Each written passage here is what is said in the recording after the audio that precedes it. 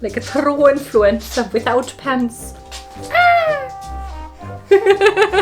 Hi lovelies and welcome to the Witch's Cookery. Have you missed me? I've taken a tiny hiatus from YouTube, but I was not just idly twiddling the thumbs. I was actually just following my passions and investing some time and effort there. Working on projects to help people live a happier, healthier and more seasonally tied up life by using their form of witchcraft, and of course creating community, bringing like-minded, open-minded people together to awaken their magic within. And speaking about places where people can be their true authentic self and just enjoy the things they enjoy, I have just been on my Samhain retreat, the fourth witchcraft retreat I hosted so far, and it was pure magic. Getting to know a bunch of witchcraft practitioners from all over the world. Some I already knew from former retreats or some of my online workshops. Some were completely new faces. We had people of different ages with different life experience, couples, single travelers. And to all the male witches now watching and thinking like, oh, it's only for women. No, it's not. We just need some courageous male witches to also come and join, like the wonderful Brett here. Be like Brett and sign up for the next one so more people of any gender feel welcome and free to also sign up and don't feel so shy in a gaggle of female power. And I figured you were probably curious what a witchcraft retreat might look like, what we got up to, and also how you can actually honor the season, October, November, activities you can do, magical, mundane and otherwise, to just bring a bit more of enchantment into your life. So follow along for some awesome tips and some glimpses into our experience.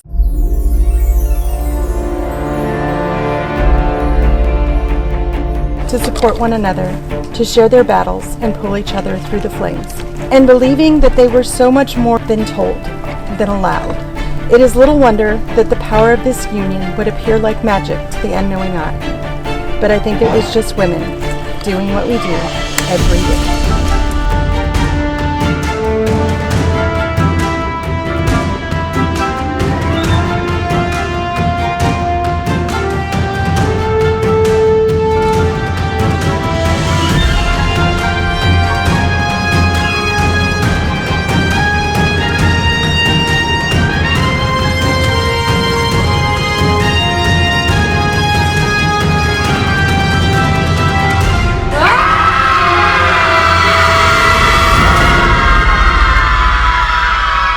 But first rule for any kitchen witch, when you have guests coming over, there needs to be food, specifically cake if you're living in a German household. So I used my prep night well, and I baked and baked to my heart's content with a lot of warming seasonal spices, made a pumpkin latte spice cake, a vegan chocolate cake, a tiramisu, some apple magic, and of course Samhain is the feast of nuts and a nut harvest, so I also needed to make a cake with nuts. Food is an amazing tool in our life, and especially when we talk about creating community, it just brings people together. When you are first coming here and you're shy and you don't know anyone yet, it's a topic that you can talk about and be like, oh, we eat this in my country, we eat that in my country, this is a recipe my family makes, right? So it already starts the conversation, also teaches people about where you're from, and that's why I always start my retreats with a long midday brunch type of situation. Of course, I had my wonderful cook there again, who witched up some vegan and vegetarian dishes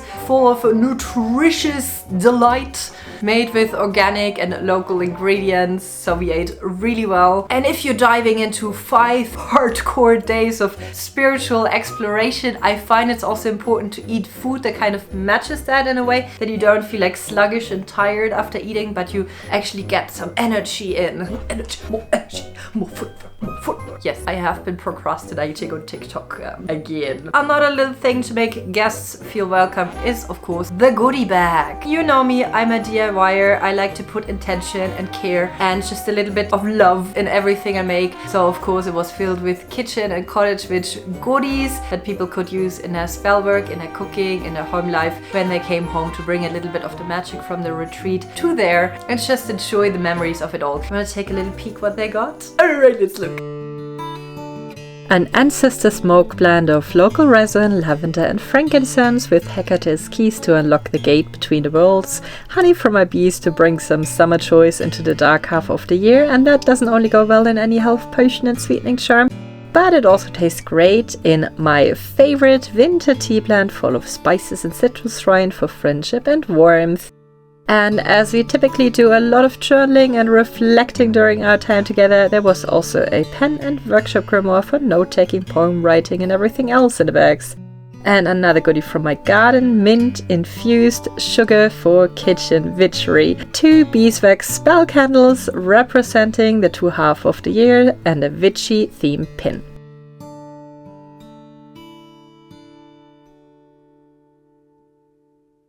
So after everyone had a chance to arrive, see their room, greet the chickens, we started our spiritual or witchcraft retreat with a little weaving the circle exercise in our beautiful seminar room. Using visualization techniques and energy work, we grounded ourselves in the space, did a little meditation, felt out the other people's energy, and just got in the headset and in the mind space of the community in the circle, so that this will be a safe space for everyone to be able to open up completely, to feel supported, to not feel judged in any way, to just feel welcome as they are, which just creates this amazing atmosphere of people being there for each other and feeling brave enough to authentically open up. It's beautiful to see. This was life-changing, and you brought this to me, to us.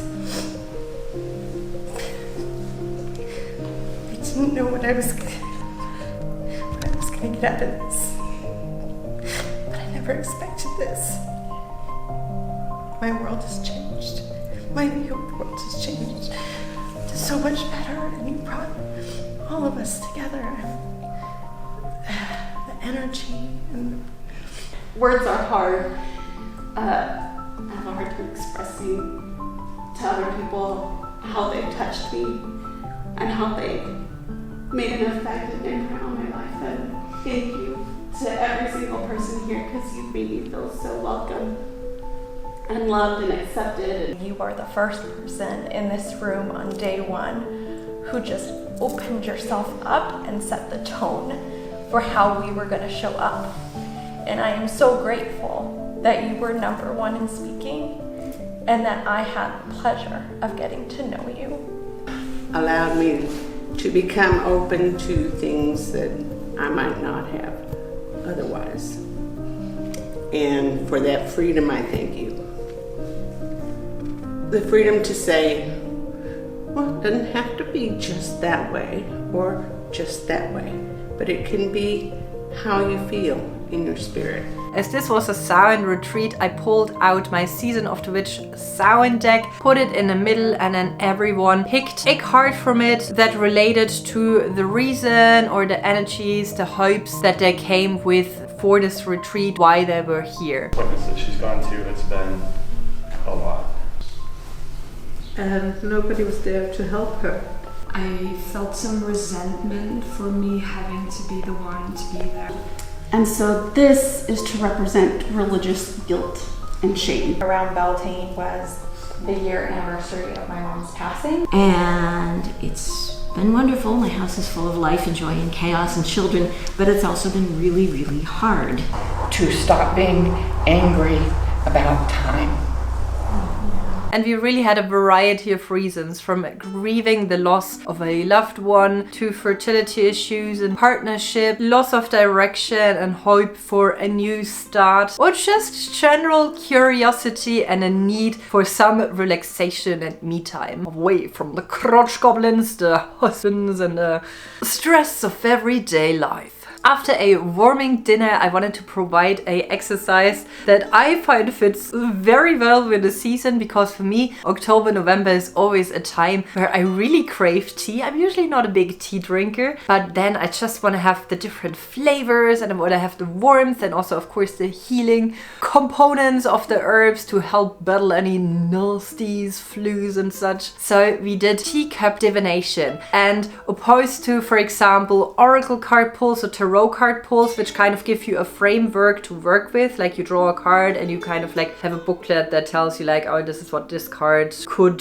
symbolize. With tea leaf reading, you're really mostly left to your intuition. Of course, there are also sheets that you could use that tell you different symbols and what they could mean. But personally, I don't like to use that when I do tea leaf readings, because I feel everyone has a different association with different symbolisms, with different objects, right? And this can depend on their culture, on their own memories and experience, and on many more things. So if you never have done Tassomancy or tea leaf reading, I just quickly want to walk you through the process, because it's also such a popular form of divination in like movies, even though I don't think many people do it necessarily in real life. So I find it just goes with the spooky season, right? Where we all feel a bit more witchy and play around with such things. Let your teenage witch self out.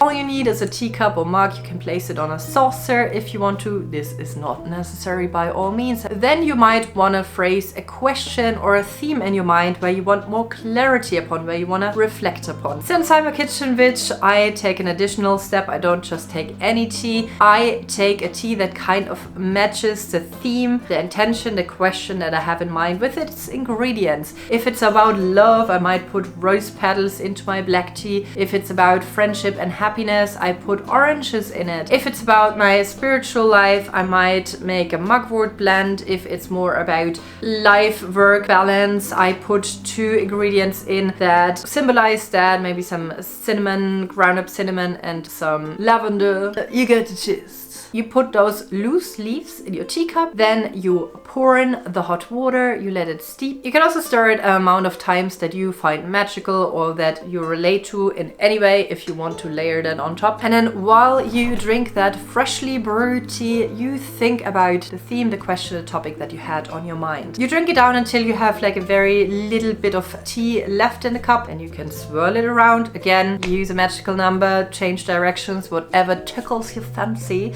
And then just put it upside down on a little kitchen towel. You put it up again and you'll see that some of the tea leaves have remained in the cup and maybe formed weird shapes, which is quite hard to see, and you need a lot of imagination and maybe also squint your eyes. Hopefully no one shall see the grim. And how you read it is completely up to you. There are 1001 methods out there. A lot of times if the question is related to you, you put the handle of the cup towards you. If it's related to the outside world or someone else, you can put it outside or even in their direction, should you know where their house, place, physical location more or less is right now. You can work with cardinal directions, the elements that they're connected to, and obviously with that also the themes that they're connected to. Water for anything related to emotions, air for everything related to intuition and thought. Turn that handle that way. When you look into the cup, a lot of times people like to split the cup in 2 halves. The one to the left side on the handle will be the past, the one on the right side will be the future. The things that are closer to the rim of the cup are closer to the present moment. The things that are further away in the cup are more into the past or the future. But again, this is only a method and you can do it ever you want. You can just do it freestyle. You can read the spaces in between the tea leaves instead of the tea leaves, or even tea leaves that fall out of your cup. You do what you want. And then you just stare at it, channeling your Trelawney vibes. And it was actually quite fun to see what people came up with in their cups and the symbols that popped up after they thought about it longer and searched in the cup. And it's just such a lovely tool to really connect with your intuition, with what's in your heart, instead of like going by a booklet or going by rules. You know by now I do not like the rules too much. And then everyone was just shattered for the day and went to bed. It was quite late already, and had a wonderful restful night in the tranquility and silence with a clear starry sky in the footlands of the Bavarian Alps, in this beautiful, beautiful old farm location.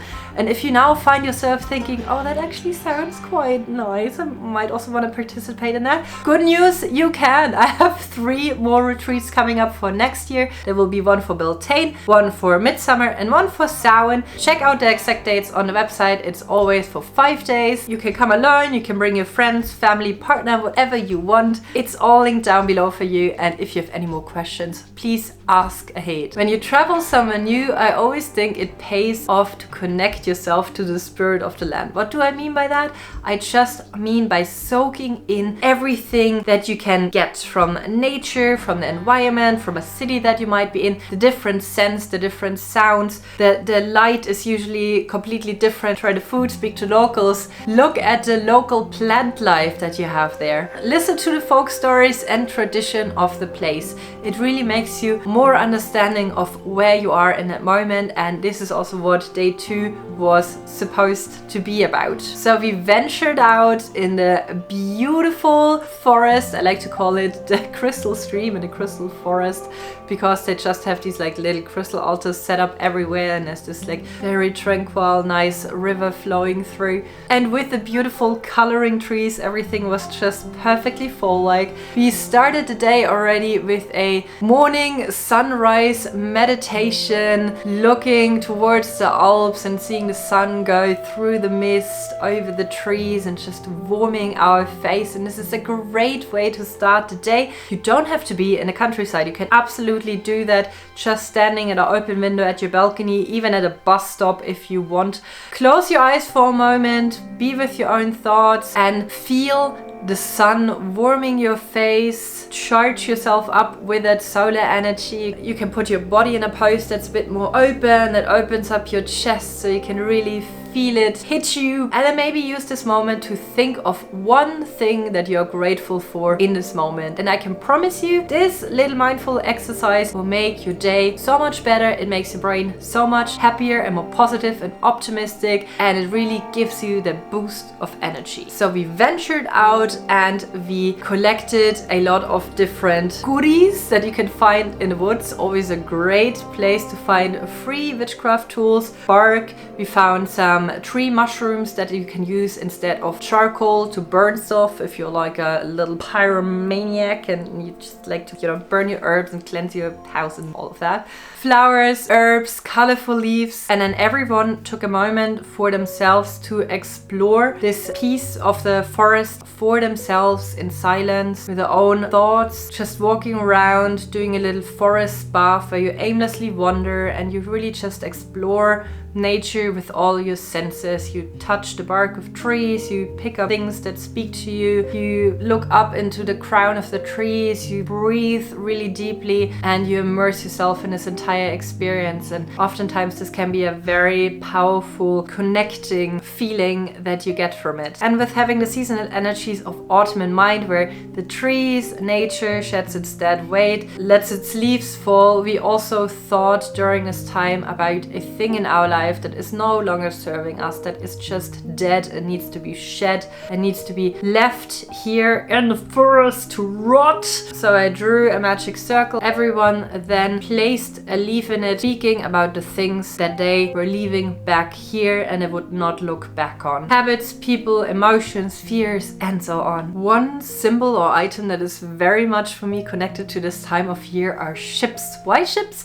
Well, in a lot of mythologies and folklore around the world in different cultures, ships are very much connected to the idea of the underworld, the otherworld, the netherworld, whatever you want to call it, the other side of the whale, the land of the death. Samhain, for me also, November, is a time to remember our ancestors, the people that have walked this plane before us. Nature is slowly dying, and this brings up a lot of these ideas. If you look into the old Egyptian Book of Death, there is the deity Mahath, who brings the souls of past people on ships made of papyrus into the Duat. We have the idea of the island Avalon, the island of eternal life, or the island behind the mists that you can only reach by boat, with its symbolism of the apple tree, also very much related to the eternal life or the other world. In Greek mythology, the ferryman Styx brings the souls over the Acheron to the underworld, and even the Germanic Hel is guarding the river of death Gjöll at the entrance to the underworld. The ship stands as a symbol to transport you from the world of the living to the world of the death.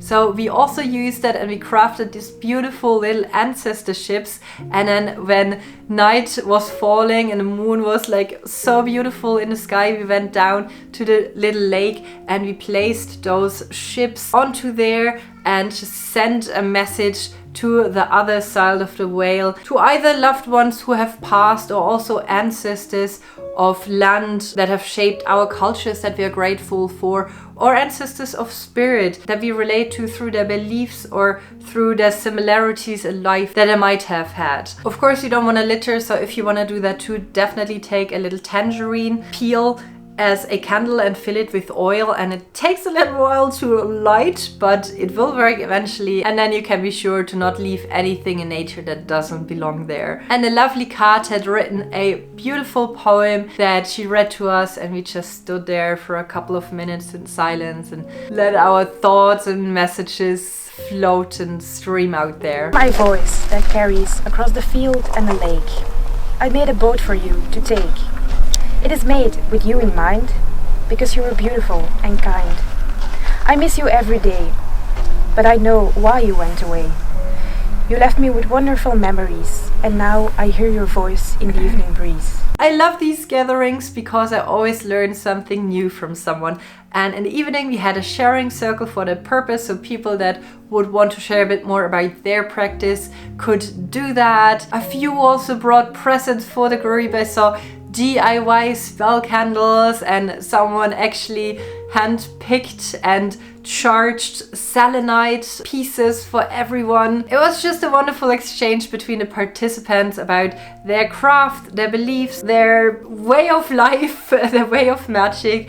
Unfortunately, I had to go to bed early because I was constantly on the verge of getting sick during this retreat, so I missed it. I'm so bummed out, but well, next time, and we also had way more days to go. So day 3 started emotionally rather heavy. When we go into the darker time of the year, I also find it a very ideal time to do shadow work, inner child healing work, because it's a time where we naturally get a bit more reflective, we go more inwards. There are not so many things that drag us outside all hours of the day. The days are shorter, so we spend more time in our own 4 walls, and oftentimes we're more alone with our thoughts, so why not put them into a productive spin and get something out of it. In witchcraft, people often see mirrors as some sort of portal.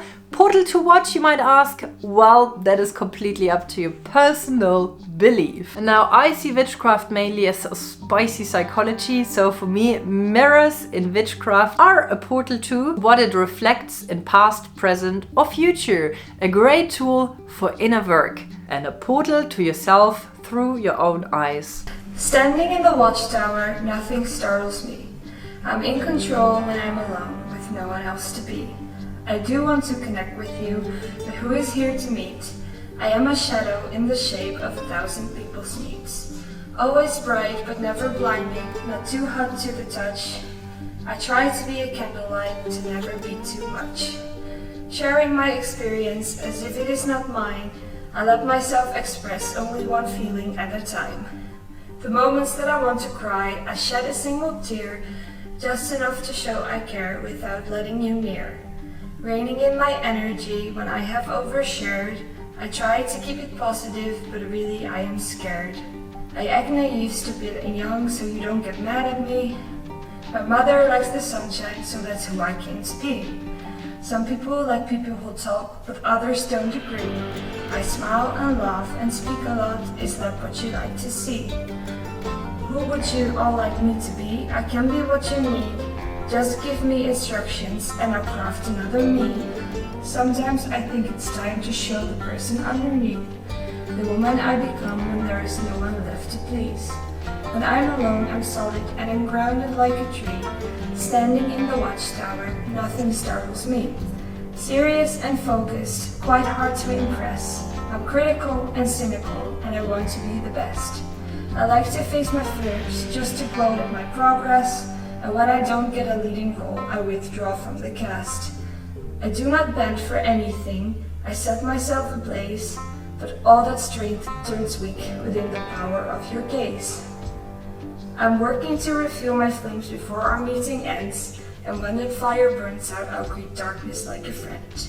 By the way, mirrors in witchcraft have such a wide range of use and are so super useful. You can use them in self-love spells, in affirmations, glamour magic, manifestation. Actually, I should make a video on that. There's like so much to learn. I promise I will. Watch out for it in the coming weeks.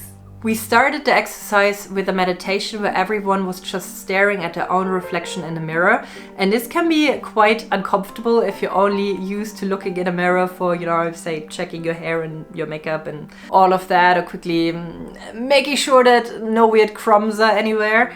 But actually seeing yourself without judgment, without like the need to pluck your eyebrows, find imperfections, but just letting it be. If you have not tried that, I highly recommend it. A lot of feelings and thoughts can come up that way, that really can aid you in your journaling, in your shadow work, and so on. So in this guided mirror visualization, everyone in their head traveled back from their present self to their child self. Their inner child self that's still like living inside them. The real thing is my tattoo on the side is a frog. And the frog to me is a transformation from the egg to the tadpole to the frog. And everything that happens in that growth period is happening with us. And don't want to cause, problems or make people feel bad, because I really hate conflict. And so I'm struggling to find ways to communicate with them. I take responsibility for the decisions that I made, but I've let go of the guilt around it. Started practicing more gratitude. Like, things were horrible, things were bad, I'm still thankful I'm here. It was weighing really heavily on me and just pulling me down, and I wasted so much time and energy that I wanted to work on myself, just working on other people.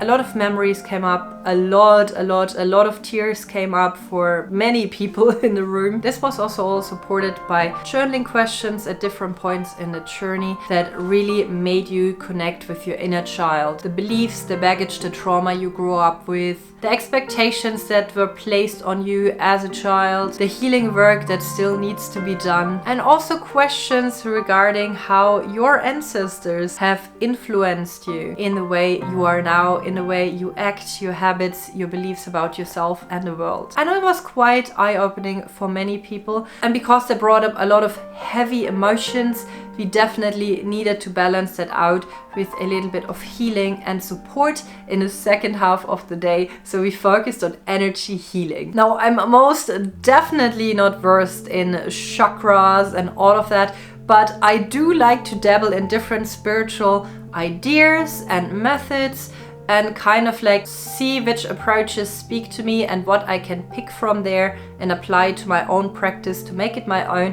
and to just enrich in how I live my witchcraft practice. So we learned a little bit more about the idea of chakra, so different energy points in your body that are all related to different psychological as well as physical ailments, issues, topics and themes. And through a guided mindfulness exercise, everyone for themselves found out what chakra needs a little bit of unblocking, unclogging and polishing up, if you will. I have to admit, I'm the biggest perv when it comes to emotional closeness. Like, it brings me so much joy to look at people and see them like slowly bonding over something and opening up and see that like transformation and that little spark happening between them. Oh, I'm sure in another life I was a matchmaker. And then we partnered up in order to both receive support and open ourselves up to someone just caring for us and being there for us, which is oftentimes surprisingly hard. And after that, also give support and healing and love to someone else. And I mean, we were quite a mixed group. People came with different philosophies. Some of them were really into chakra healing and were super knowledgeable about that, which I loved because they could really add to the entire thing and share their own information about this. and other people were a bit more skeptical towards that. And I mean, hello, biggest skeptical witch here. But don't underestimate the magic of presence, of just someone being there, being close to you, touching you or not touching you, but just focusing all their energy and all their support on you. And we did that with like different exercises on like letting our hands hover and like visualizing good energy going in, dragging out negative energy. And there were a couple of more incentives to do. And everyone could feel something and actually get a lot of positivity out of this exercise and a lot of good feelings. So if you have the chance to do that with a partner, with a friend, or even if you go maybe someplace to a Reiki session or whatever it might be, try it out. It really can be super, super healing. We can bring science and magic together to heal. And I wrote in your book about you having the power in you to do amazing things. It is in your soul to be magic. And anytime you need anything, if you're feeling down, know that you have a superpower in you, and the world needs that. And to round this day off in the evening, we were then treated with the most powerful, amazing sound bath by the owners of the location. They have this like huge gongs and they really know how to work those. I mean, they did like this crazy experience, 20 minutes just laying there in the dark and listening to those sounds those gongs can produce, which are incredible. They took us through an elemental journey and everyone heard something different and could interpret something different, and it really like goes from your ears straight down into your body, to your bones, to your, cannot even describe it. It's just an amazing experience and also so relaxing to do just before bed. We did need to go to bed because on the next day we had our big Samhain celebration planned. The morning started with a fun little activity. Samhain is considered the witch's new year, so it's like all about new beginnings, about like starting afresh, drawing in some luck and abundance. So we did a little cauldron sweep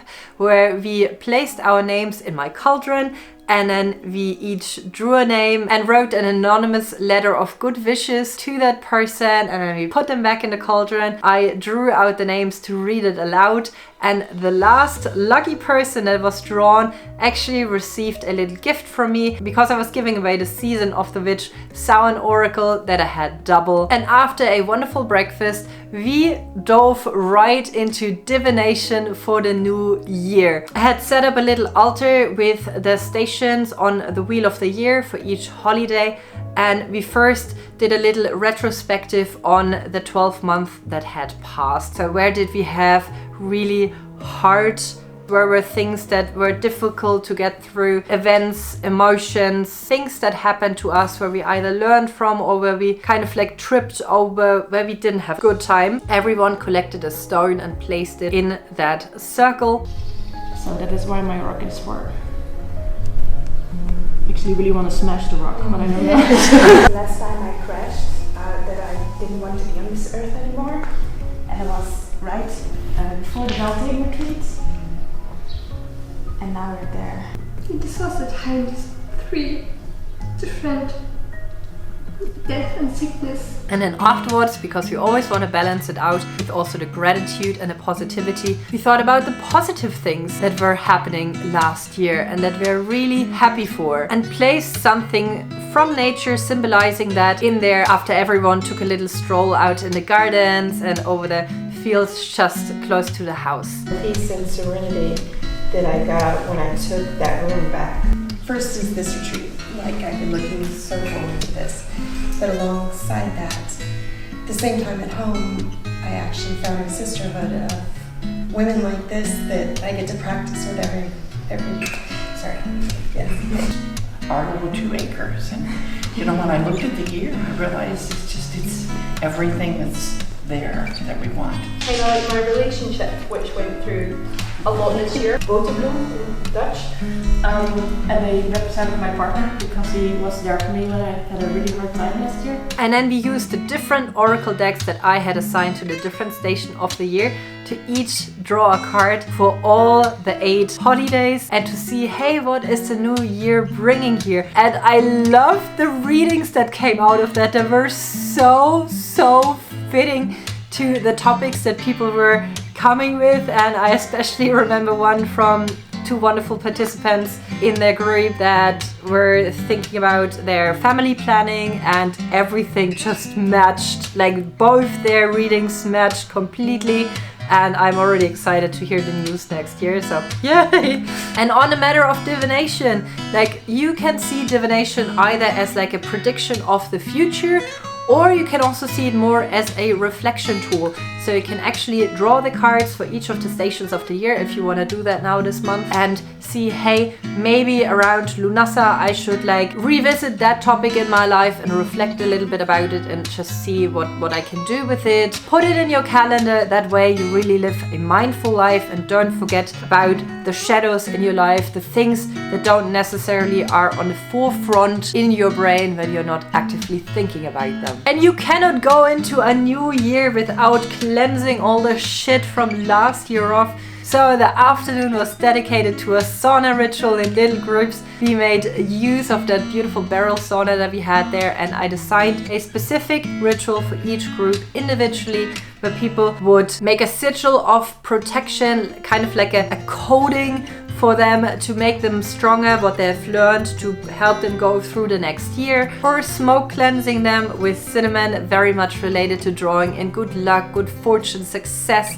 and having them visualize their wishes while they just stand naked in the wind, cleansing themselves of anything they want to leave behind and getting all that goodness in. And for our couple, I also did a fertility ritual with the ashes of the Beltane fire and some rose petals and specific instructions on how to meditate while being in the sauna. It really can be an experience that is not only cleansing and detoxing for your body, but also for your mind. After the sauna, and we drank Orana, and we sat there and we talked about our lives, and just, I don't know, it's such also one of the many special memories of this retreat. And in the meantime, our kitchen witches already had fired up the kettle and were making a little witches brew, stirring in all the good wishes and all the good hopes for the new year, for the group, to really make a potent brew. I mean, it might have also been spiked with a teensy bit of rum. So, you know, it started to be a very fun afternoon. Everyone was just at the fire, and I'm so happy that we made that fire also in the afternoon, because in the evening when we wanted to do our big bonfire with nutcrack oracles and apple magic and jumping over the fire, it rained. But well, I mean, what can you do? What can you do? Since no one knew a weather charm or rain dance, we just thought, hey, let's go to the kitchens, and we all did some kitchen witchery together. And I mean, I have my recipes, I share my recipes, but usually I don't cook by my recipes because I don't like to measure things. I'm too lazy for that. So we made little subgroups, and I gave every group an assignment on what to do, making some regional dishes. So we had a group that made a Flammkuchen, which is a wonderful type of pizza, for the lack of a better word, that just goes with medieval markets and Renaissance fairs and winter markets and autumn weather. It's the perfect dish for this time of year. Another group made Allerheiligenspitzel, which is like a traditional 3-way braided bread that has a 1,000-year-long tradition in these parts, where people already would braid their bread to commemorate old traditions of the hair being cut off after death. I didn't give this group any measurements and only 3 ingredients, and they witched up magic. Oh, most delicious soft fluffy buns. And then we of course also needed a big pot of bubbling goodness with a pumpkin soup, and our cottage witches made it incredibly beautiful, laid out the table, got creative with like floating candles and flowers, and put like stones and glasses, and really like made everything out of nothing. And then we had this beautiful huge communal table set up, and everyone got a little black candle that they could light for someone, a spirit that they wanted to invite to dine with them. And for the first course, we hold a proper dumb supper. No one was speaking. We were only listening to some nice music and remembering the people that we wanted to invite in.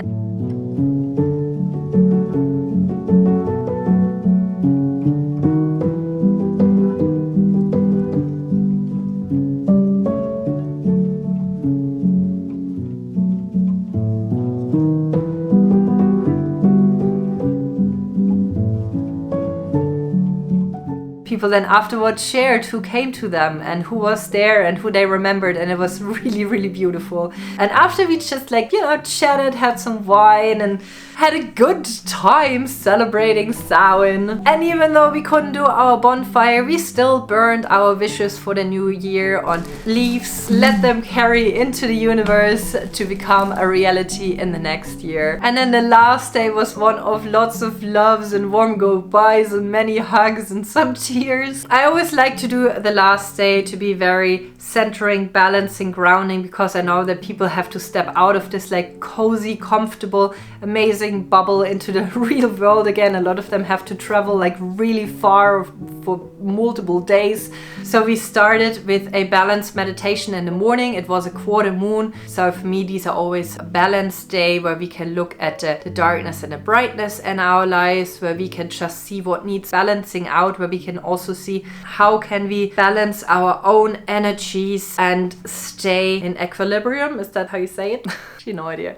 And after a rich goodbye brunch, we sat in a circle one more time that we weaved so nicely in our very first activity, and everyone had a candle, a tea light in front of them, and every tea light was to be lit by one other member of the group by telling that person how they would remember them, why they appreciated them, and what sparked their light for them. Two wonderful examples of partnership and love and support. Being very vulnerable and very open with me. I love our discussions. I find it really scary to come here because I'm not really good with new people and traveling and stuff like that, but I don't know, just I came here and the moment I walked in here I was like, yep, this is good.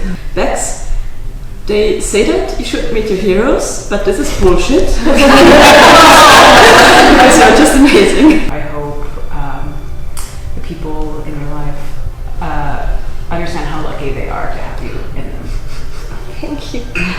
I love talking to each and every one of you. You have such cool and wonderful people. A lot of good meals, a lot of good sharing time, and acceptance. When I look at you, I see the person that I want to be. You're such a rock. You're considerate and you're gentle and you apologize far too much. An activity filled with so much love and honesty and just good feelings, and that we really quickly needed to say goodbye because the shuttles were here to ship everyone back to Munich, and I'm already excited to see the people back in the next retreats. I had a lot of free bookings already, so excited to see you. And also you that are watching right now and you're like, I don't know. Yes, you should come and witch with me and just have fun. And I promise you it's a one in a lifetime experience, or even more if you wanna come more often. And with that, I wish you a beautiful, beautiful November. I promise I'm now back regularly on YouTube, and there's many more projects already visible on my website, so check them out. Goodbye! We do 1, 2, 3 and take a deep breath, and another 3, just let it out. Okay. 1, 2, 3.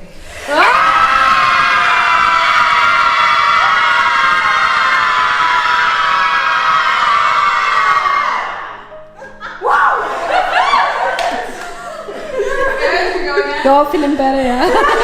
All right. Goodbye!